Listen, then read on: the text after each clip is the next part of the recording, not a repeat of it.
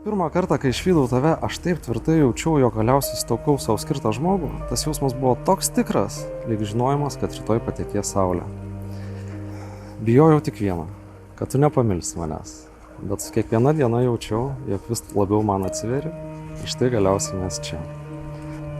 Amžinai tau būsiu dėkingas už tai, tad draugų ir šeimos akivaizdoje pasižadu. Visada tau būti atviras, rūpestingas ir atjaučiantis. Tikiuosi, jog man užteks vieno gyvenimo atsidėkoti tau už tai, jog tu šias namų sienas pavertei namais, o pilkas dienas sugebėjai paversti juoko ir džiaugsmo kupinu gyvenimu.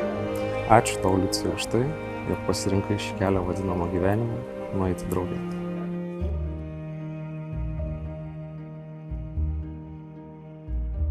Tai kaip ten buvo? Tu mane radai ar aš tave? Turbūt laikome skirtingų minčių. Tas pirmas susitikimas rugsėjo gaivų rytą ir pirmas lengvas bučinukas man į skruostą, man tai buvo ženklas, kad patikau, pažiūrėk, prie ko mus atvedė. Sakome vienas kitam taip, sakome vienas kitam myliu. Kasdien, ne mažiau.